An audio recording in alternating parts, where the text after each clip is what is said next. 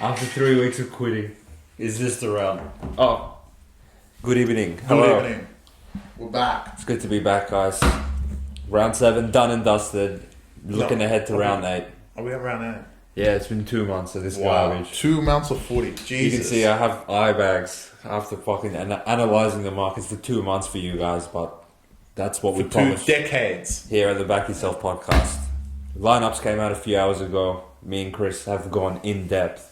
And coming off a round where we were leading all favourites, I must say we are leading the opposite direction in a lot of these games. I will say the theme of this round seems to be huge overreactions. Well, it's debatable whether the overreactions are justified, but the tightness of this competition in terms of most teams being around the same win-loss record out the window. And the smaller spreads that we've seen so far seems like it's sort of trickling in the other way, where the good teams are moving further apart from the bottom teams. So that's what we're working with. Let me introduce my co-host over here, Chris. Obviously, you're in the Cleveland jersey. We are slaying the NBA. We're slaying the NBA. So everyone that's on BackYourself Premium, you get NBA and you get NRL, but the NBA has been red hot fire to start the playoffs. Yep. I think we're since the play-in second round 8 and 9. 8-1, yeah. 8-1, against the absolutely spread, flying. Obviously, none of you guys give a fuck about that because you're here for the NRL talk. So, as you can see, I am in Knights polo. I have not taken it off since Sunday, even though they let us down. You did. You didn't wear it on the podcast. I couldn't physically. Well, yeah, I know. Because then it would have taken away from my shine of your doggy sticker. That's true. So some even told me that you're a part of the kennel now. It's a bye week. Can we not talk about dogs? All right. No, talk about dogs. Now the dogs around Souths are back in. I'm feeling good. So, how about we start with the triple header on Anzac Day, in fact. 3 idiots. 3 idiots are playing, starting with arguably one of the bigger idiots in the sport, the Gold Coast Titans, after covering 3 straight weeks in a row, which implies to us that, rightfully so, when we said their spreads are getting a bit large and they're not as hopeless as maybe everyone is thinking. I think that's come to fruition in the last couple of weeks. Obviously, coming off the 34-30 loss at GC to Manly, now they catch a flight, go to New Zealand for... I don't know whose idea this was to take the Anzac clash from the Warriors in Melbourne away to fucking give us Titans Warriors. Who gives a rat's ass? But 2 p.m. kickoff time, local time in Australia. We'll be getting that one. Chris, talk to me about this being 12.5. With Warriors coming off an ambush in Wollongong where they got killed by Dragons. Well, Warriors have actually not played great back-to-back games now. Mainly they were exposed to being unable to score. And really should have lost that game if Brooks didn't send the intercept to the other team right on the stroke of half-time to Dallin. And then went and shit the bed against Dragons, which was one of the shocks of the round in round 7. But they are 12.5 point favourites, which sounds insane because they haven't been able to score for pretty much every game outside of round 2 when they put it on Melbourne. But they actually do have a few outs, which concerns me with the spread, that they're actually worse than they were last week, for sure. And they've pushed out their spread by 4 points. Yes, it's in Townsville. It's in Wellington, I think, back at home. The fortress. And they do have no Capel, no Nick Ore, no Metcalf. So it's a bit of a loss for the Warriors. Titans pretty much, I think, are 1-17, which running is strange the same for them. Garbage. Same garbage. With Manu at fullback. Look, for a team that can't score, to be already betting on them to get 13 plus no matter what shows how bad Titans are. Well, they're winless, right? They're winless, makes sense, but you're playing a desperate team, and desperation has been there for the Titans, especially the last 3 weeks. They've definitely been desperate and hung in games, and not what we saw early rounds, but much better now. Look, Titans haven't been able to score a lot of points until last week, but you got to put the caveat on, it was Manly. They can't defend anything. And, wet weather footy was a bit different for them. My concern is But you think they're better in dry weather? my concern is, the 12 point, that Warriors might win 14-0. That's my concern in this spread.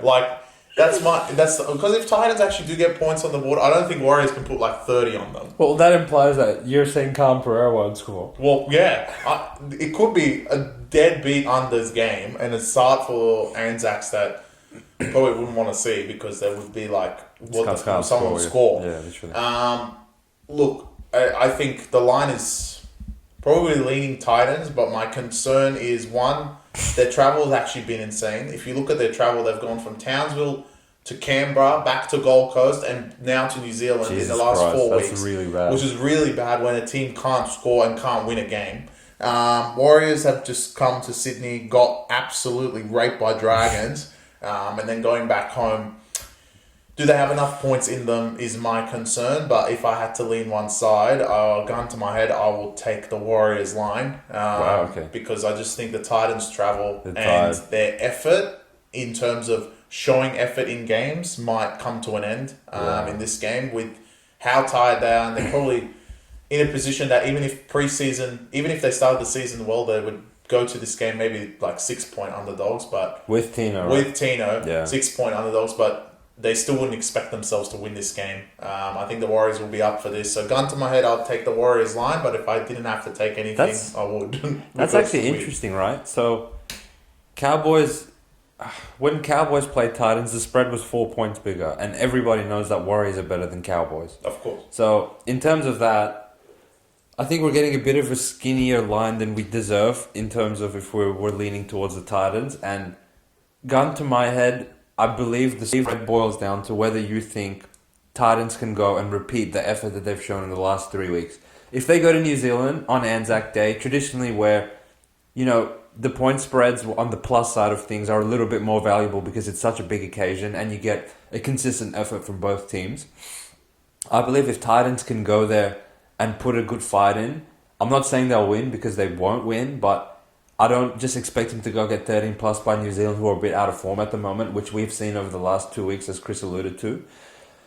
But in saying that, I'm really starting to struggle to continuously have faith that Titans are going to experience all these heartbreaking losses in a row, throw in the horrific travel spots that they've had in multiple weeks in a row, to go and play an angry Warriors team that just came off a huge loss against the Dragons and haven't won in 2 weeks. Going back home to play the first ever Anzac game that they're hosting in New Zealand. Look, if this was 14 or 16, I would close my eyes and take it. But at 12, it's a pass for me. I can't take Titans again. I actually think they will score some horseshit tries. I think they will, but if the Warriors do put it together, Titans are going to be fucking torn apart. I know, yeah. And it's just a weird game. Not a good game to be on. It's a good game in terms of the Anzac Day and all that to take the plus line like you mentioned, but I think it's a bad position for the Titans. Just the travel, the commitment you guys have shown has been great, but do it week in, week out, which we've seen good teams not be able to commit week in, week out. I think it's going to be a lot more difficult than it seems. I have to say Warriors. I think these cunts have commitment issues. They're going to quit. They might quit. Yeah. I don't know. Well, I think this means Warriors. Speaking of quitters, we're on to the most important game on Anzac Day. Yeah. The Mighty Dragons play the Sydney Roosters in this one, and traditionally in the last 2 or 3 years we have been more than used to opening the bookies and seeing this as a double-digit line, but through the recent form and the huge win that the Dragons had last Friday and the shaky form, I want to say, of the Sydney Roosters, this one's gone all the way down to 5.5 or 6.5 depending where you look. So Chris, they don't call you the Dragons Whisperer for nothing, mate. What do you got? But I've missed them. That's the thing. I've missed the Dragons Whisperer last week when they ambushed the Warriors in the Gong. This one is up there as well as it's being so emotional of the Anzac, the traditional Anzac game being played at 4 p.m. at Allianz. It's on top of the fact that this game actually means a lot for both teams and really puts them in position for what they are to be at the end of the season. I think if Dragons win this and beat another top 8 team, they're pretty much in the position of we actually have a shot at making the 8. Roosters will drop to 3 and 5, and Dragons will be 5 and 3.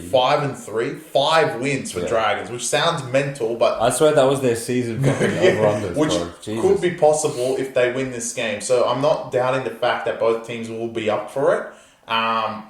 But I mentioned this in the reel, which, there's a lot of you guys that are probably new based on that reel coming in, around what I said about Sam Walker, but the biggest in, as expected, maybe not biggest in. No, I'm going to say biggest in because he's my boy.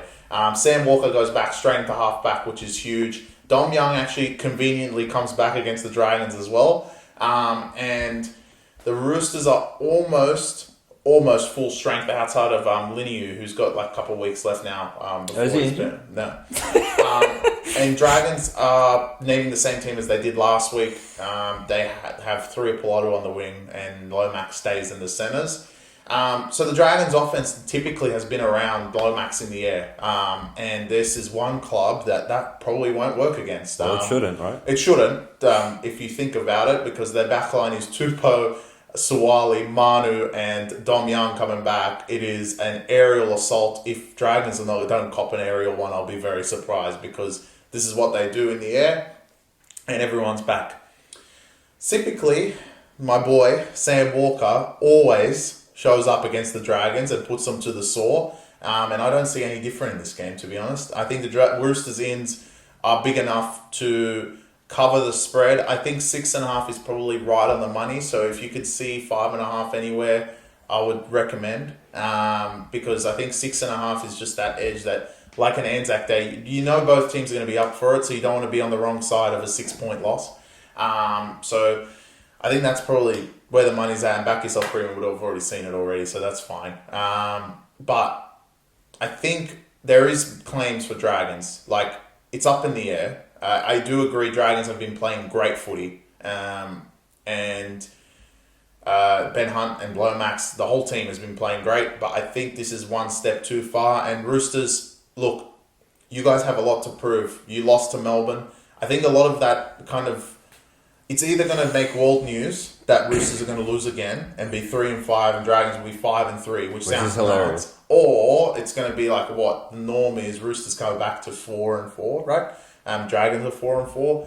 I'm thinking the latter, and Roosters, the spread is probably just right, and I think the ins are enough. And Sam Walker, my boy, dropping Cotter Watson back to the bench. Dr. Clay's out of the lineup, which is huge. Thank you. And I think the Roosters will be enough for this one and topple the Dragons. But it might be the game of the round. Yeah, it definitely could be. Look, I'm not going to sit here and put my hair on the line on $1.50 favourite, because where's the fun in that? But if this was like a pick'em sort of game, I would put it on the Roosters. I believe in rugby league gods and things playing out the way they should, and I just can't envision a situation where Dragons are 5-3 and Roosters are 3-5 after all of that nonsense. Look, Dragons, you've probably done enough to justify the spread of 6.5 at this point, when every other year you're 12.5 in this exact same fixture. But in saying that, look, you're essentially going down two routes when you're handicapping this game. Do you want to buy into the recent form of these teams? If you're going to buy into that, then obviously you're going to take the Dragons handicap. Are you going to, obviously you're going to take into account the recent form, but are you going to look at the totality of what these clubs should be and what these rosters should look like when they get on the field? If you're going to do that, then I would say that the Roosters line should be a little bit bigger. In that case, as Chris mentioned, Sam Walker back, Dom Young back. They have everybody except Leniu, and going into the season, we perceived this team as a premiership threat.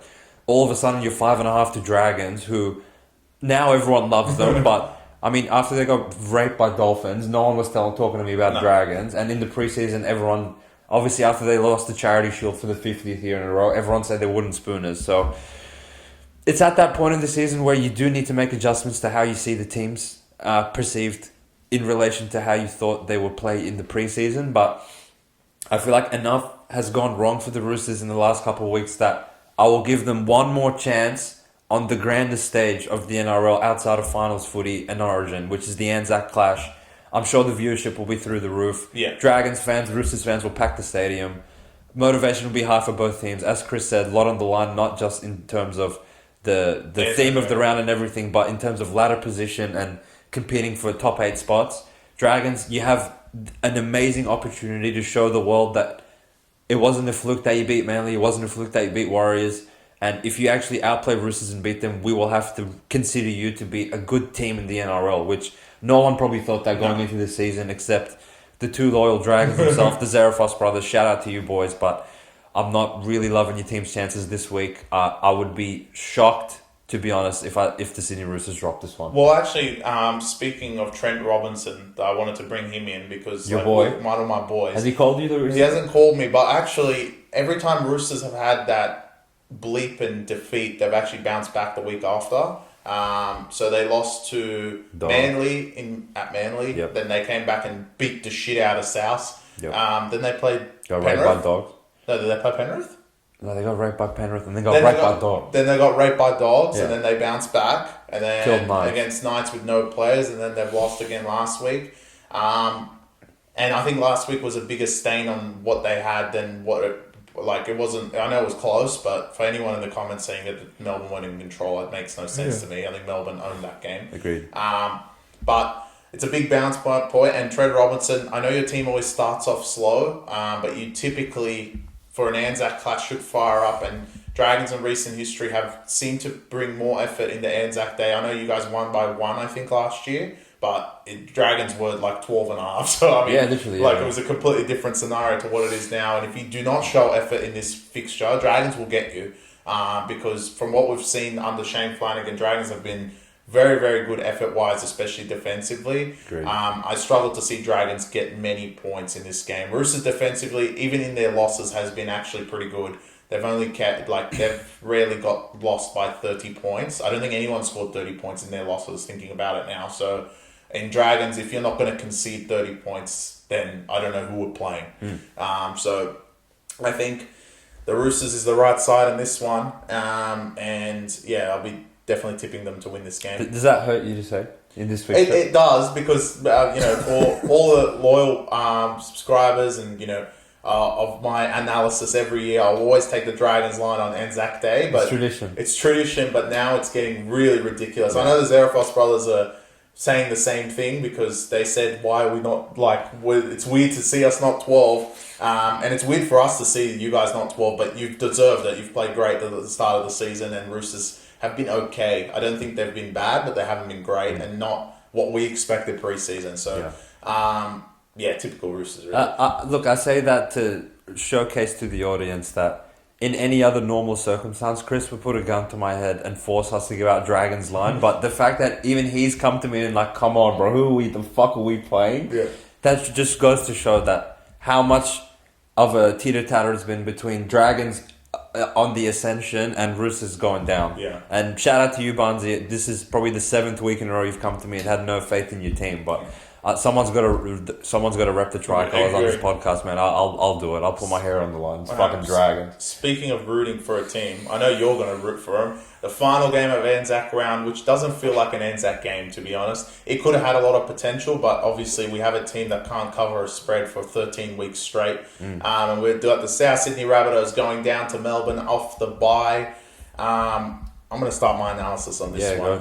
Go because as far as I'm concerned, I think this is one of the games that South shouldn't even fly there. South might be there. They might have trained there for a week, probably longer. Well, that implies that they trained. That implies that they trained, but the lineup today, all right, Jacob Gagai, come on. You can't take him to Melbourne. Look, is it as simple as the analysis should be Hughes to Oates try, Coates try? Yeah. I mean, who's playing the other wing? Gaznia. So, okay. No. So Walbrick on the other side. How many tries do you reckon he'll score? Probably 5 between the two of them. They could just do an aerial assault. What if Souths are resilient? They can't even... Okay, if they weren't even to be resilient through the middle, this is like a big if. I love South. Just going to kick it to the corner and get a try. South Sardine Hawkins again. Yeah, not much. He's one of the halfbacks to be dropped. Damien Cook comes back because he has to play Harry Grant. So I love who's going to score. No. So let me just enter the brain of Demetrio here. So he's your boy. I know I love him, but with your job on the line, you told Damien Cook get the fuck out and go. Not even to the bench. You said get the fuck out of the squad. Marmazulis comes in. You guys show the first signs of life that you've ever had. and then you have a bye, back to training, and now Mamazoulis is out and Damien Cook's in. It's like a rotating roster. Next week, Dame Time will go to the bench. But why is Hawkins not in the roster? Because who's going to play halfback? I don't care. Again, as I said, you don't have a competent halfback? No. Essentially, what you have to do is put Seawalks to halfback and put White into 5'8", but then, as Chris mentioned, you're already starting Gagai, and it's not Dane on the wing. So imagine if, you take a center away, who the fuck? When Campbell comes back, I think that's a possibility. What, round to 24? Well, they're fucked. Or Latrell. Jai Gray, it's good to see him back at fullback. He was great in their one game that he played against the Sharks. We haven't spoken much about Melbourne because there's nothing to say. They won to 17. You know what you're getting out of Melbourne. There's really not much. There's really no changes to the Melbourne squad. Well, I must say, traditionally, they don't play the team they don't really play that well. I think Warriors normally over the years have been garbage. So excluding last year, and the spread for Melbourne's normally huge. But the Warriors are going to go there with a lot of intent. I remember, I want to say it was 3 years ago. It was the Warriors-Melbourne game on Anzac Day where Tuivasa-Sheck was coming off his Dally M medal and he put his hand up and said, I'm going to play wing this week and I'm going to let this kid debut at fullback, which was Reece Walsh. And he had 2 try assists in that one. Just amazing to see 3 years later how the competition's been shaken up by his arrival onto the scene. But I don't see anyone doing that for South this year. Let me tell you that much. Are you also saying they should show up? I believe they should forfeit. I really, in my heart of hearts, believe South should go to Melbourne and plant a white flag on Amy Park and then go back to the locker room. Because this is the week they come up. Look, as far as punting goes, everyone is well aware, and we mention it every week. It's like we have a fucking tally. We have it right next to the wall of how many games Souths haven't covered in a row, extending back to last year, which now we're on 14. So if you imagine flipping a coin 14 times and it lands on tails 14 times in a row. This is what these pricks have pulled off. And we're approaching a point where we know Souths are shit. The public knows Souths are shit. Everybody knows Souths are shit. They're getting 12.5 points off a bye on Anzac Day in a look-ahead spot where this was probably 4.5 or something. But when you incorporate in the fact that Trell Mitch is out, Ilias is out, which is actually now a loss, through addition of Dean Hawkins... there's a part of me that sits there and thinks Tatola's out, which, the fact that he was in the first place hurts me. Wait, aren't they starting Shaq Mitchell? Yeah, they're starting in Mitchell, it's not Latrell. So, when you analyse all of those variables, if anything, it probably should be a little bit higher. Maybe 14 or 16. Look, they're both 12, right? Souths are 12 and Titans are 12. I would rather give me Titans. Yeah, 100%. So Melbourne are way more fucked up than and Warriors. We've been saying it for the past 7 weeks now, and this is week 8. Melbourne have not played good outside of round 1, and it's bubbling. I know. It's a volcano ready to erupt. And if they erupt on South, this is going to be a massive. If that happens, Souths are the wrong team to be on a plus line of when Melbourne are going to put a big performance in for the entirety of the match. I can't see Melbourne getting complacent up 24-10 or something and then South backdooring them. If Melbourne get up 12-0, you may as well turn the TV off because you know what's coming to end the game. But the only scary part as punters, which that is what we pride ourselves on, do we want to be against Souths on the 1 week they fire up and cover? I think not just losing money in that situation would hurt, but losing where the fuck was this the 15 weeks we backed you in a row, you imbeciles? Yeah. But sometimes you have to put that to the side and take the right side in terms of it's a numbers game at the end of the day. And 12.5, I'm loving that number, and it's not on the plus. Souths, I can see you maybe hanging in for 5-10 minutes. And after that, you come to finish. I thought you were going to say longer. No. I thought about it, but I'm like, it's South. Wow. So that's our Anzac slate. Yes. I will say, those on BackYourself Premium will be getting a nice Anzac multi. With the triple header going on. All 3 of them? All 3 of them will be incorporated. What about Jacob Gago?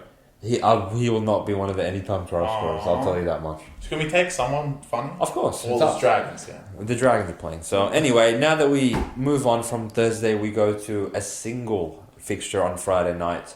The Chris's Parramatta Eels coming off the massacre in Darwin. 2018. Seems like an annual fixture where they get massacred in Darwin. Yeah. They fly all the way to Four Pines Park, where they go and play the Manly Seagulls, who will be wanting and extracting revenge out of them after going up 14-0 at Bankwest in round 3, and having the Eels come back on them. A lot of media talk throughout the week regarding the Parramatta Eels. Some have called for Brad Arthur's job. Some have called for player movement. It's just, it's rinse and repeat the same shit in this sport. They lose 2 games and everyone has their pitchforks out, even though Brad Arthur has had probably 7 or 8 years of uninterrupted success, I want to say, besides they had those the competition points deducted because they breached the cap, and they still weren't good even though they breached the cap, which is just power for you.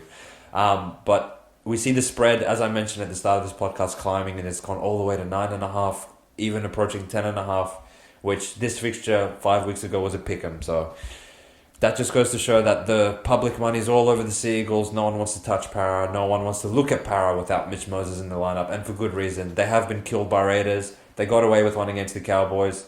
They have been killed last week by the Dolphins with no players.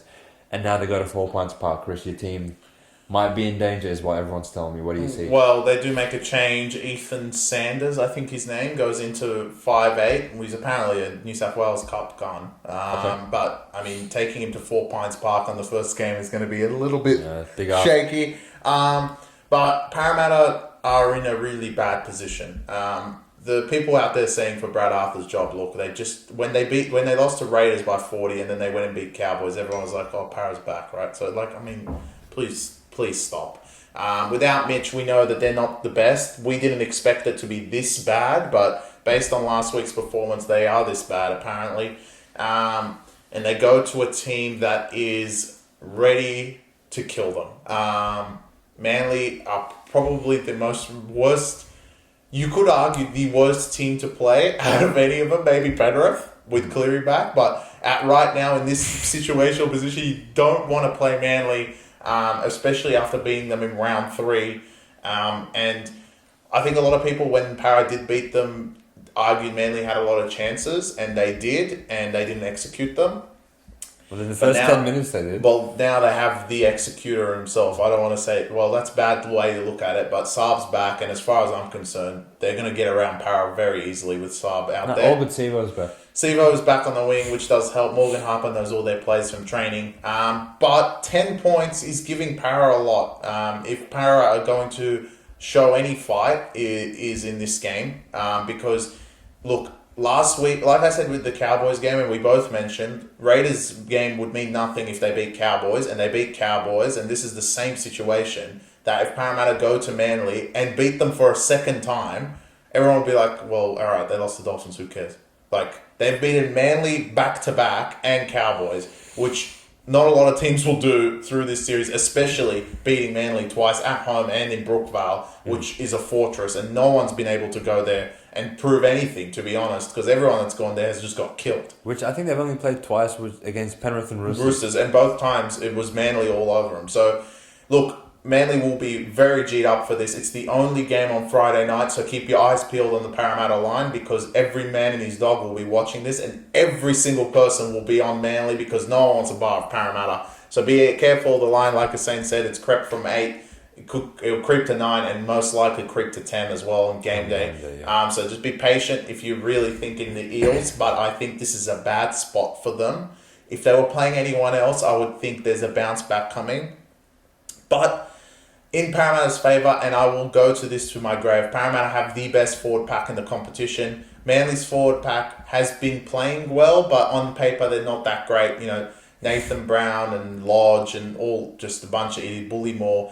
Last week they let who they let walk through the David Fafita, just scoot his way through, which Parramatta don't really have that edge forward presence, but in the middle they are very, very strong.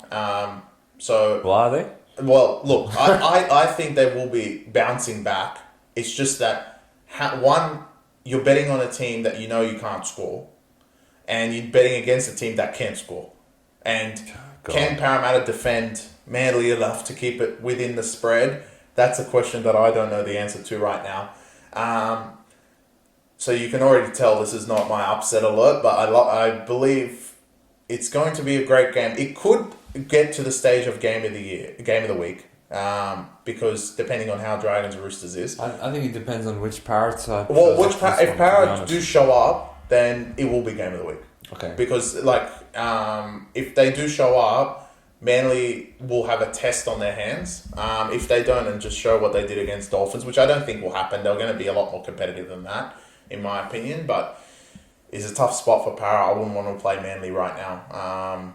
I know they can't defend, but Para can't really score. So are Manly that bad defensively just to let them score? Yep. That's different. Para is the right side in this game. It kind of pains me to say, because the last thing I want to do on my Anzac long weekend is turn the TV on and see Garrick scored twice, Saab scored twice, and Turbo score a hat trick.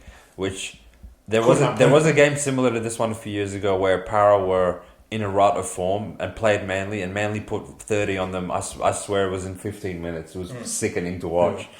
But look, I don't think these teams are that far apart that the spread has gone all the way to double digits. I don't think Para is that bad of a team that this spread has gone to double digits. And look, no one wanted to bar them after they got killed by Raiders, and the next week they came back and beat the shit out of Cowboys. Do you want to, in hindsight, say how impressive was that win? And obviously we're the ones that beat the table and say that Para are a different team at home versus away, and they don't have that home field advantage to fall back on this weekend. They're going to be up against it with their backs against their wall, with their backs against the wall. But I do think that they're going to respond to Brad Arthur calling them out publicly. I do think they're going to respond to them putting up horrific play on tape for the world to see against Dolphins last week. I don't think they're the type of team that's just going to lay down when the going gets tough and throw in the towel. So I know what I'm going to get out of Para this week, but also, as Chris mentioned, revenge is a dish best served cold, and Manly will have revenge in the front of their minds. Thinking back to 4 weeks ago when they got killed by Para and Bankwest, even though they jumped all over them at the start, they didn't have an answer for them once Para got rolling. Do Para still have those same advantages that they could they had use that game. In that game where they just rolled through the Manly's middles and offloaded the ball like there was no tomorrow just got above the advantage line? Yes, I would say they still do have that in their favour, but this time they don't have Moses to actually get them over the try line as consistently as they would otherwise. I think Moses probably had all the Dalian points in that game to his name because he had such a cracker. But obviously that was the last time we actually saw him on the footy field. So I don't know who the hell this guy is that they said he's played gun in New South Wales Cup, but he's going to have to mature right before our very eyes because he's going to have probably Olakawatu running at him. He's going to have Olakawatu running at him. Fuck's sake. I'm not too concerned because the one thing Parramatta does do well is to protect Moses like they have. So they got putting Madison, who's actually in now, on that edge does help him a lot because Maddo really helped Mitch a lot. But the thing is, Dylan Brown's gone to the right side. Yeah, Dylan Brown's he's playing halfback. So that means essentially we have the debutant next to Harper with Olakawatu right No. So look, that could be it. I don't think is Brad Arthur that dumb to do that on one edge. Like you have Dylan Brown, arguably one of the best half defenders in the competition, and you should put him on Olakawatu. But we'll see if there's a swap. I know he's playing halfback, but there could be a swap. Maybe there must be. I don't think you can go there and be like, put this kid in front of maybe the best second row at the moment playing in sport. Yeah, him and kick out. The one point for all Parramatta fans out there is that Cowboys, the way that Parramatta beat Cowboys was beat the fuck out of them in the middle as well. And maybe you can argue the Cowboys pack, well, maybe not after last week, but you can argue the Cowboys pack's a bit better than Manly's. So can they do the same thing? Because Parramatta through the middle offloading, literally with Mitch or without Mitch, if they're going to offload the ball and just beat them through the middle, they're going to beat Manly. Because the door will open eventually with Reg, Paulo, Madison, and Hopgood. It is a very strong forward pack for Parramatta. I've said it for weeks that they're the best forward pack in the comp, but can they actually execute with points? They're going to need to because Manly will get points on the board. The best offense versus the best forward pack, I guess. I think Para can win. I don't know. I don't want to bet against the best offense with a revenge factor there. Fair enough. I think Manly's got a... big chip This on might the shoulder. end up being a game where you have to find like an alternate way to Yeah. get on something as opposed to just the spread, because it really, like, I think it's bang on 10. While I feel like my inclination is to take the Eels because I know they're not 10 points worse than Manly, this revenge factor and Brookvale working in their favour is like really, really Oh, scary. well, Manly had 10, 12 points against Titans in like 8 minutes.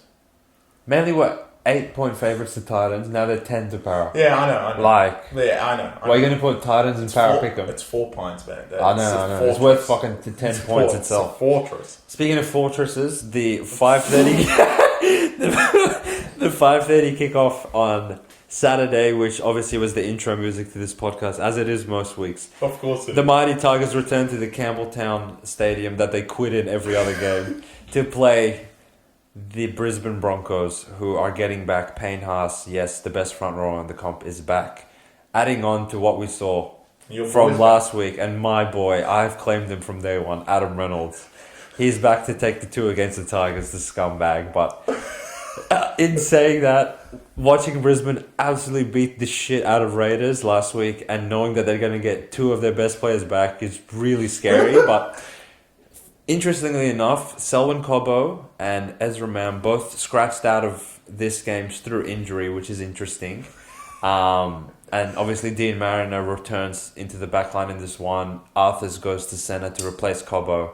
And Jock, they have the clone of Adam Reynolds and Adam Reynolds himself in the halves this week. They needed to, right? So that'll be who's running out for Brisbane, and we have seen a bit of line movement as these lineups were released. I think so. Obviously, this opened up at 9.5 on the look ahead in the favour of the Broncos. Once the reports and the articles came out that Haas and Reynolds are both going to play, this went actually to 15 and approaching even 16 in some spots. And now that Cobbo and Mam have been ruled out, I guess they've accumulated both of their values to 4 points in the spread, and we're down to about a 12.5 start. 12.5. So it's just like, apparently, no matter who Tigers play, where they play, they're just 12.5 every week. So will it be the eye of the Tiger this week, Chris? I know you were all over them last week, but yeah, I know. Now that they return to the Fortress, surely... It's not a fortress. Yeah. If it was Leichhardt, it's a different story. Tigers lose Junior Tupou, and they put... I don't even know how to say his name on the wing, so I'm not going to try and butcher it on the podcast. But the Tigers look like there's no fortress there. I do not want to get in front of Brisbane at the moment. We argued last week, and I'm hoping it's a consensus across everyone watching that Brisbane, even though they are 8th, I think, they're the best team in the competition right now. That's really scary. And Reece Walsh, Adam Reynolds, Payne Haas coming through the middle. I mean, you name it, they're there. I'm a bit skeptical on what Kevy's doing, though, which leans me towards Tigers. I don't understand how you can beat the shit out of Chevy Stewart and then you're all of a sudden injured. Cobbo and Mann did not... correct me if I'm wrong, I'm pretty sure... Mann didn't play 80, but Cobbo did. Mann came off for whatever reason. I mean, who cares? But Cobbo played 80 and all of a sudden, like, out of the blue, they're both out of the squad. I'm not suspecting that they're already taking rests, but it seemed a bit strange for them both to be out, which puts me to the fact that 2 players that have been essentially electrifying Brisbane when everyone else was out, like Mann and Cobbo were elite, especially against Melbourne, and they actually played like okay against Penrith, but you know Reece Walsh went down. It makes sense, like they just got pumped, but they've been the core of what's been happening at the moment with Brisbane and bringing in 2 different players. I know Haas is going to be great, but Reynolds, the scumbag, has kind of a lot of pressure on his shoulders coming back from injury, to be honest. I know he's a veteran and he's done this a million times, but you know, a lot of it's on him, and not having the 2 dynamic centers and just having Stags, which also matches up well for Justin Olam. They're going to have a battle out on that centers pairing.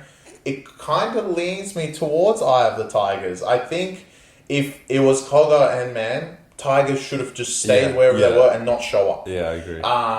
Stay in Bathurst and play their training as far as I'm concerned. Don't go to Campbelltown. But with Cobbo and Mann out, this makes it an interesting contest, and I think the spread is bang on at 12.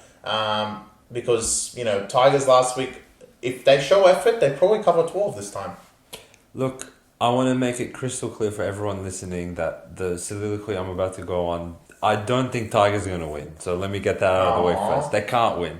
Brisbane are too elite, too talented, have too much strike around the park for them to drop this game. But as Chris alluded to a bit earlier, I feel like if this was a finals game, Cobbo and Mam, I believe both would play. But with their recent run of form and the fact that they have had a few players in and out, obviously Reece injuring his eye socket, Reynolds injuring whatever he injures every other week, Haas coming off knee surgery, they're probably going to play this a little bit more conservatively, knowing that it's a long season ahead. And as we approach the Origin period, obviously they're going to lose a lot of their players because they're Origin caliber players.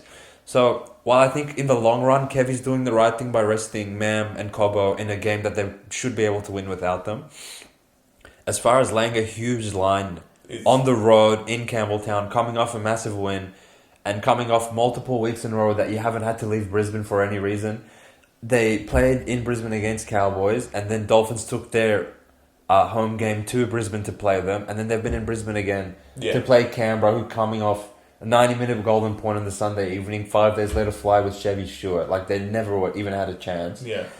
I'm not lining up to take the minus 12.5. I know everyone and their dog is going to throw them in their multis, take, Reece Walsh and whoever at any time, and that in logic and principle should win, but I'm actually all over the Tigers plus. I think they can keep this one close. Well, if you look at last week, I know the Tigers didn't cover by 2 points. Well, in my opinion at least, they deserve to cover that game, the 14 points. But they actually contained Fisher Harris and Leota pretty well for 60 minutes. Look, it's not going to be an easy contest playing Carrigan and Haas a week later, but the Tigers actually did pretty well through the forward pack. So the inclusion of Haas, yes, is going to be great, and that means you lose one of the other idiot forwards. I think Jensen's still starting, but you put Kobe on the bench or whoever was starting, right? You know what I mean. He goes in and everyone goes out. It does help, and it's not going to be easy for the Tigers in back-to-back weeks, but if they do show half the effort, you're really not playing a really, really talented backline anymore without Cobbo and Man. Jock Madden, Mariner, Arthurs, who's not great. 2005, Corey Oates keeps dropping it on the wing. I know Reece Walsh is absolutely electric, and that's considered, but 12 points, you're really putting on Reece Walsh and Reynolds. And Staggs, I guess. But I don't think Staggs is going to be much of an effect if he's on Olam. Yeah. So, because Olam's been in such good form as well. So, it's a lot of points for a forward pack that really Tigers have not backed down to really anyone. They've had bad games, but they haven't backed down to them, and Benji's put that into them, and last week proved that they're not going to back down to even the best. So, they're playing the best again.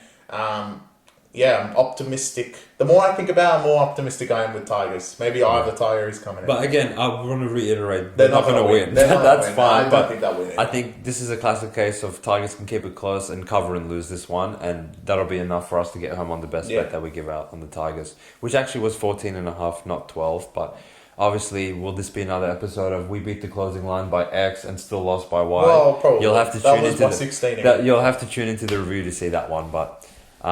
Anyway, so obviously there was no 3 p.m. game on Saturday. We start with the Tigers and we end with the North Queensland Cowboys, who are hosting the Penrith Panthers, coming off a 42-6 loss to the Sharks. Officially the laughing stock of the NRL, I'd say, but we were already laughing at them 4 weeks ago, so there's nothing new there. We've seen the spreads just shoot in the opposite direction, and I don't think anyone saw this coming when Cowboys were top of the ladder as the 1 seed by round 4. 3-1 straight up, now being 10.5 point underdogs to Penrith at home. With the return of the prodigal son, Nathan Cleary, we have missed you. Well, Chris hasn't missed you, but I have missed the pleasure of watching you play the halfback position. You return. Brad Schneider, thank God he's out. I'm sick of him playing like Cleary. Now, at least Cleary can play like Cleary, so that's good. And I feel like Penrith are full strength for the first time since round 1 this season. They are, yeah. I think Davron Taylor-May comes back from his illness. Maybe his tattoo was too much. It took a week to dry off. But everyone is back for the Penrith Panthers, and they play a absolutely reeling Cowboys who love to go back to Townsville after back-to-back losses in Sydney. against an understrength para and an ambush at PointsBet where they got walloped last week. Look, 10 points. Last time they were in Townsville, I might be wrong, no it was, they were minus 16 to a team, and now they're plus 10 to a team, which when you look at it, a 26.5 point spread difference, which is nuts. But they're playing Titans, and they've compared that to the Penrith Panthers. Taumalolo goes on the bench. There's not really much changes. They don't get Talangi back, which is a shame. I wish he was out there. Sammy Valame is ready to drop it, and Chester's still playing, which is the bane of my existence. I don't want to jump on to very quick conclusions, but Penrith's the right side here. Wow, okay. Cowboys have just looked terrific. And the way Penrith play is beat the fuck out of them, beat the fuck out of them, beat the fuck out of them, and eventually they crack and score. And they probably only need to beat the fucks out of them, from what I said, for Cowboys to go and concede. Cleary back, maybe continuity would change, but Penrith, it doesn't really matter because they just go through the gears and do their job. As much as my heart wants to take Cowboys in this and say they're going to bounce back, that performance against Sharks was no bounce back whatsoever. To lose to Parramatta, which everyone has seen now without Mitch, they're fucking horrific. To lose to Parramatta 1 and then go get absolutely killed by Sharks. Look, I know they were 22 from 22, but that second half, you guys showed nothing, just quit. And even if you have 10% quit in your brain, you're going to not cover 10. We're back. So, you're leaning Penrith in this one? Penrith line, mate. Penrith line. Alright. So, normally how these videos are structured, this would be coming at the end of the video, but, Cowboys, I'm starting to feel sorry for you guys. I feel a little bit of pity, and your play can't save you, so maybe I can save you. Under Duress, which has hit 5 weeks in a row, I'm putting it on the line. I'm putting it on you guys. Look, we correctly called you guys out 3 to 4 weeks ago saying you're garbage when you were 3-1 and sitting on top of the ladder looking pretty. And all the Cowboys fans in the world, on the planet, swarmed onto us saying, what do you guys know about footy? You guys don't know anything. Cowboys are good. Have you even looked at the ladder? Yes, I looked at the ladder and I'm looking at it now, and you're going down where the fuck you belong in the bottom 8. But in saying that, if there's ever an occasion where you come up and play your hearts out in front of your loyal fans up in Townsville, it's now. Coming off a loss to Para without Moses, which it seems like you're the only team in the NRL that could pull that off at the moment. Any game they've played without Mitch, they've been molested in. So that's what you have going for you as far as your record goes. Now, Penrith are coming to town with Nathan Cleary. It does not get any worse of a matchup of a team that you don't want to play. If you are indeed quitters, you will be exposed as the quitters that we've been saying that you are against Penrith, because they are built to beat you into submission. And with Cleary back, they can actually score as many points as they need to score to embarrass you, similarly to how Cronulla did last week. But I have this much hope left in that you're at least going to make it a challenge for us going into the back end of this season of potentially making the 8. But if you lose this game, and after all that, you are 4-4 with the worst point conceding average in the sport with South Sydney in it, then you've just pulled off the undoable. Souths literally concede 30 points a week, and you guys are worse than them. So, I believe in the long run, you're already exposed as pretenders, but I at least wanted this to be a little bit interesting for us. If you just quit to Penrith, then you guys are beyond help, and I have no more words for you. I'm not saying you need to win, because that is a tall task, and even the best of teams in the best of spots lose to Penrith, so no big deal. But if you don't cover the 10.5, then you are fucking shit, alright? You listen to me. You don't end my under duress streak by quitting to Penrith. I'm putting it on the line. I'm putting it on Cowboys. Cowboys, you guys are under duress. Do I really believe in you? I don't know, but I'm ready to find out come Saturday night. Let's go. Wow, mate, you believe in them more than I do. I don't believe in them at all. I think they're going to get killed. So you can come on and say that they fucked up your... say thank you, yeah. All right, well, I need to make it challenging. Well, look, good luck. You're taking Chester, so... I'd really, really reluctantly am taking them, but for the good of the sport and the good of competitiveness. They can score. Don't worry about that. You're the CEO of stating that they can score garbage, which they will need garbage to score against Penrith. They need to complete 22 from 22. What they really need is some fucking effort and some fucking fight. When things don't go right for them, which it won't go right for them for the whole entirety of this match playing Penrith. But will they cover 10.5? I don't think they will, but I hope I'm wrong. All right. Well, I think that's under Duress wrapped in one. We didn't save it for the end, so everyone that's skipped through, they wouldn't be able to see it, but that's all right. We head to the Sunday fixtures. The torture back-to-back fixtures, which, if you told me pre-season that I'd be looking at a Dolphins plus minus 7.5 against the Newcastle Knights, I would say you got to be crazy, but they are minus 7.5 point favourites against this guy's Newcastle Knights without Kalen Ponga. I think I've said enough about Adam O'Brien for 1 week. You guys all seem to love me yelling at him, but he deserved it. Kalen is officially out for 12 weeks now, which is a testimony to why he even played last week against the Dogs. But anyway, they do get back They get back. They need kick out. They get back Gagai, which is big. Adam O'Brien is elected to not put him at fullback. They've put Adam Armstrong, which I've never seen play, but we'll see how he goes. And I think they get someone else back, which I don't know. No, but give me the mic, mate. One thing that is a little bit different is that Flegler, Farnworth, Hammer Time, Kafusi, and Gilbert are all still out. Yeah. And this is 7 points.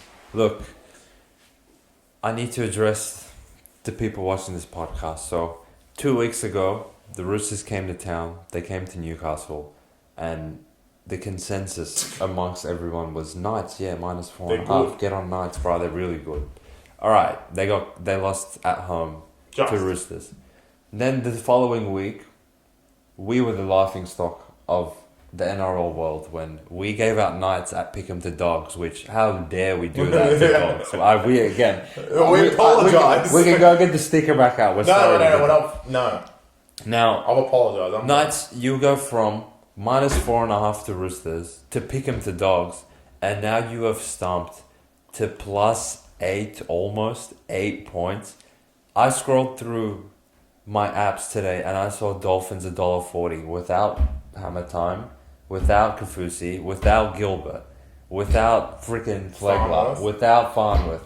It's unbelievable. So this is where I want to take you guys into a little hypothetical world. Knights are essentially full strength without Kalen. And they're just missing Kalen and Frizzell. So you're telling me if all the Dolphins players were there, this would be like minus 14? Yeah. Or maybe more. You would literally see Dolphins $1.50. It would only be 10.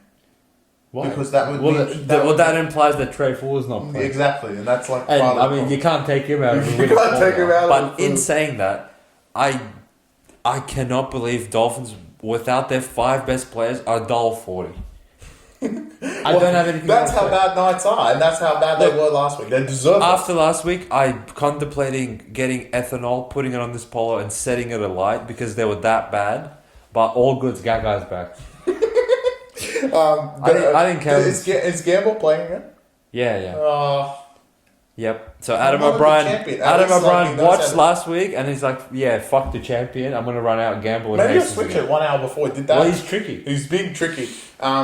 I think there's enough analysis there for a period of time. Look, I'm not gonna lie to you guys. It's nice. It's disgusting. Even it's gross to go work a 9 to 5, take your hard-earned money and put it on Knights after what you sold last week. But those are the sort of teams that you need to get on to make profit in the sport in the long term. How'd they move? I know Dolphins went from plus 8 to minus 8 in 1 week, but just pump the brakes a little bit. I still look at both of these forward packs on paper, and I actually like the Knights one better. Ugh. And for me, it's hard to say I like and Knights in the same sentence, even though I'm wearing their polo. But I think they have the superior forward pack. I think the backlines are pretty comparable. Whoever the fuck's playing fullback for Knights, as I said, and Chris said last week, we don't follow New South Wales Cup. There's only so many hours in the day. I don't know if he's good. I don't know if he's garbage. I pray that he's good. please, Adam O'Brien, don't put him fullback if he's not good. I know, like, Is he fast? You do shit like this. Tell me he's at least fast. Come on, man. Yeah, But essentially, I just pray that... It is a comical game. It's hilarious. It's comical. And look, the backline of Gagai and Best in the centres is... And Marju.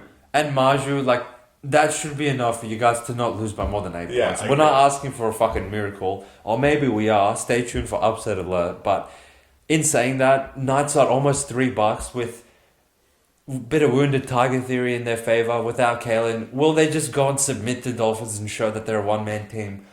Again, similar to the Cowboys game, maybe they will, but I really hope they don't. And I think they have one more effort in them for the professor's sake. After Chris called him out, that he should be the first fucking coach fired in this garbage sport. I'm begging you guys, don't quit on Adam O'Brien. He might have a job and JD might not have one, depending on how Thursday goes. Maybe they'll both get fired at the same time. Week, maybe. Simultaneous. Yeah, maybe. All right, to the final game of the round. Well, you're not going to put any input on the Knights game? No, there's nothing to say. There's nothing to say about Knights. You don't want to say anything more about Trey Fuller? No, I like him. Yeah, he's good. We'll get to the final game, 4 p.m. Canberra back at home to the Cronulla Sharks. Another revenge factor. It's one of those fixtures that they've already played before. Raiders, obviously, with maybe the biggest loss out of any team. Jamal Fogarty, who's probably had the best long kicking game in the competition so far. He had a ruptured bicep in the Broncos game to add insult to injury. And they are now 6.5-point underdogs because I picked out one player from the Cronulla Sharks, which was Trindle, and this guy goes drink driving and also is caught on illicit drugs, so he's out. And Daniel Hopkinson, which I have never heard of in my life, another New South Wales prodigy probably, comes back in. They do get Sione Katoa back. Quick note, I know I said to look at the reserves, and I did scroll down today, and Royce Hunt does go onto the reserves. So they could be full strength come Sunday against the Canberra Raiders, and they might as well not name him because as far as I'm concerned, the Raiders shouldn't show up. Oh, Jesus Christ, okay. The Cronulla Sharks have been out for blood. Ronaldo is going to have a field day, and in my book, I don't care if it's 6, 8, or 10 on game day, to be honest, because Chevy Stewart, Ethan Strange at 18 weeks, and Levi should never be a spine in any team in the NRL. I know the forward pack will show their best. Tarpany apparently is going to play halfback as well. But we might need to because of the way they're playing. They still have no Rapana. Their backline looks shit outside of Timoko. The Cronulla backline is back to full strength and looking electric with Sione Katoa back as well. They still have Nico Hines. I'm not too worried about what this kid is going to do or not do. Nico Hines, like Hussein mentioned one of the points last week, he comes to both sides of the ball. Wherever the ball is, that's where Nico Hines is. And the Sharks forward pack, as probably it's a little bit not as great as the Raiders one. It's kind of comparable. So Raiders don't have that edge like they would in many other games. They're also starting Sasangi, which I think, from my understanding, is on Nicaragua, which is one of the best second rows in the competition as well. As far as I'm concerned, the bubble has bursted. I know Ricky will fire up his squad, but Chevy Stewart again, come on, Ricky. Seriously, weeks. I don't even know who's kicking. Who's going to kick the ball? Yeah. Literally have nothing. Cronulla Sharks to be only 6. I know the Trindle news is a shock, but I'm not too worried. I think the Cronulla Sharks have enough of a base, and you know what? It could be one out there that Raiders might score 1 point. Look, I want to take... They'll actually no. Well, they can't even hit the post. They're going to score 0. I want to take 2 or 3 minutes of everyone's time to deviate away from talking about the specific matchup of Raiders Sharks. And I just want to say, first of all, Chris said that he was shocked when he heard the news of Braden Trindle doing what Braden Trindle did. I was not shocked whatsoever. Because in the NRL, in rugby league, if you follow this sport enough and you're not the best of the best in terms of clubs goes, anytime a team is approaching the top of the ladder, you can set your stopwatch to it. Degenerate behavior is around the corner. This reminds me of a few years ago when Dragons were just in the 8 by the skin of Ben Hunt's teeth, which he was playing like the Dahlia medalist of the sport, and Paul Vaughan in the middle of code was like, "Fuck it, boys get over, let's have a barbecue." True, mate. So I remember that hurts me because Trindle has been in such fantastic form and he's really let the boys down in this fact. It also hurts me that Moylan's not around to take his spot. I like him, but now as Cronulla have been debuting a lot of their New South Wales Cup team over the past couple of years even. Years, yeah. A lot of them have come in and actually played very well. Iro, which he took your boy's spot at the centre. He's playing all right off the bench. He's playing pretty good. The guy that played wing last week played great. Trindle obviously is a local junior and he had been playing well until he's done a little boo-boo off the field, but that's all right. I'm sure he'll be back in no time. So, yeah, look, that really pissed me off. But in terms of... Pissed you off? I called him out. I also want to give a shout out to Del Finucane, which... Oh, yes. What a great career you've had, mate. All three stations between the Bulldogs, the Storm, and now you're retiring as a Shark. You've put your heart and soul into the jersey of all the clubs you've played at, so well done to you. Again, we don't talk about off-field stuff because we're just here to make money, and at the end of the day, we don't give a shit. But when I saw him take multiple head knocks in that last game where he literally... Remember in the review, I said he literally bled out of the game? Yeah. It came as no surprise to me that after multiple head knocks throughout his career, he's hanging up the boot, so... all the best to you, Dale, and thank you for your service, mate. Yeah. As far as this individual fixture goes, I'm actually a complete opposite side of Chris in this one. Sometimes, as punters, you can get a little bit too enamored with who's playing where as far as the team list goes. And if you're just looking at these teams on paper, Cronulla honestly could be minus 17.5 because these teams played 3 weeks ago with Fogarty and Rapana, and Sharks beat their ass. And 13 plus them down 18-0 in what was a 32-point turnaround from that point forward. So now that Raiders are actually lacking even more troops, and again, I laughed for 45 minutes when I saw Sasangi starting at second row. That's truly comical. Ricky, come on, mate. Well, they don't have the Dahlia medalist. There's actually 3% of me that thinks Ricky's being tricky and he's going to take weeks out and Sasangi's going to go to halfback. But I woke up to myself and I was like, only Adam O'Brien can do something like that. That's true. So I think we're clear from any trickiness. Yeah, you can't. Look, Rapana's going to have to fucking... not Rapana. Tarpany's going to have to force dropouts, kick goals, kick 40-20s. Because the spine, as Chris mentioned, is fucking garbage. I told you, what's the fullback's name? Jeremy Stewart. I did tell him, don't take him to Suncorp.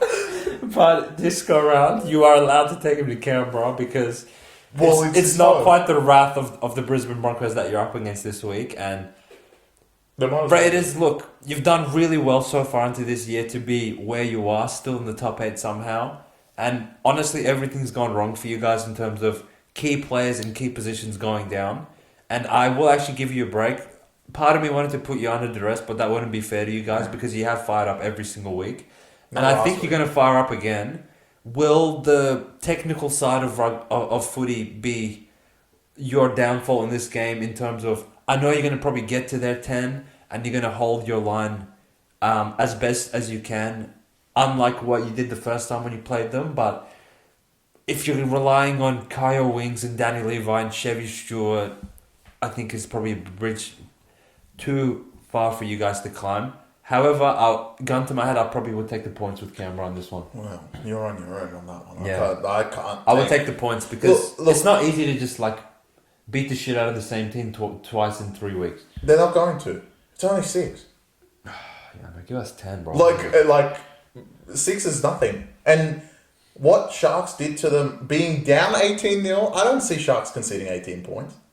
Yeah, no. So if they're not going to concede 18 points... Do you think Raiders can concede 32 again? No, but they're not going to need to. Sharks can score 26 and cover 6. Yeah, okay.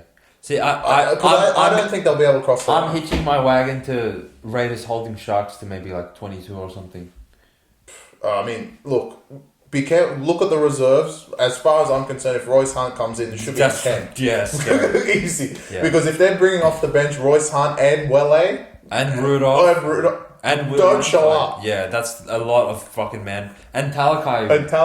Don't show up. Maybe you can hang in there for like half Maybe an hour. Tapping will have to play half. Yeah, literally. That's really scary. But and you guys have Sasangi at second row. I have to take him because it's Sasangi. Yeah, well, maybe, but I just think they're in a. It's too many. I know the outside of last week, they've pretty much played every game tough. And last week they lost to Chevy Stewart, dropping the ball. Like Hussein said, don't take him to Suncorp. You can. There's a play that a lot of these boys have played New South Wales Cup. They're going to be able to string the passes, but New South Wales Cup to competitive rugby league against the team coming first, and you got to actually add in the fact this spread is including that they're first. Yeah. If Sharks weren't first, this would be 4.5. This could be 5.5, which you'd be like, what? So hilariously, Canberra went to Cronulla a few weeks ago and went 2.5. Which again, we came on the pod and said, "Why is this 2.5?" Well, I think Wise is 6.5 without Fogarty and everyone else that they've lost in the last couple of weeks. But we're agree to disagree. The Duress is already over. Yeah, I've got that out of the way. So the floor is yours, Chris. It's time for upset alert, and I've been poor. 2 weeks in a row. The underdog hasn't won outright. We've had an underdog cover, and of course, the last time the underdog actually won was the ambush at the Gong against the Manly Sea Eagles, which no one saw coming. And I think Hussein gave me enough by wearing the polo to say a team that I absolutely yelled at in the review. But as far as I'm concerned, upset alert, sound the alarm. It is going to be the Newcastle Knights. The polo might have to be on me after this, but the Newcastle Knights will go to Redcliffe or who cares, Redcliffe or Suncorp, wherever they decide to play this week, and beat the shit out of the Dolphins. As far as I'm concerned, I don't care who's out there. When you name 5 players of Dolphins' top 5 players all being out, no way of they coming in. They're not on the reserves. Don't worry, I scrolled down. They are all not playing this week. And to be $1.40 against a squad. This team was underdogs at home to Dragons. And now you've got them $1.40 against Newcastle Knights, who were abysmal last week. This is a spot that the Knights can just turn around everything that happened, show that they're not a one-man team, and actually put some fight in. And the 8 points is there for the taking, but you know what? Scrap the 8 points. $3 head-to-head is disrespectful to the Newcastle Knights. As I know they're garbage, and I know that your hard-earned cash doesn't want to be on them. But 8 points against Trey Fuller, Nikorima, Katoa, Marshall King, okay, leave us alone. But the rest of them, Plouffe, come on. This is not a forward pack that I'm scared of. It's not a backline I'm scared of. They have Tessie New out there. The Knights backline actually is comparable with them, even without Kalen. So, as far as I'm concerned, the Newcastle Knights is the spread. They are full strength outside of Kalen Ponga. And if they're not going to go there and actually show some fight, then Adam O'Brien will not have a job Monday morning. Take the Newcastle Knight, take the points. But you know what? To boost your multis, don't even take the points. Take Knights straight up. They're going to win this game. And they're going to put the Dolphins back to where they need to be. They're on cloud 9 at the moment after beating Parramatta. They're going to go back in the dirt because they're a piece of waste. That's it. I think this one's going to hit, man. All right. Thank you, sir. Go. All right. Thanks for joining us, ladies and gentlemen. We will see you for the review on Sunday. And hopefully we're going to be back in the winner's circle for you guys. Peace.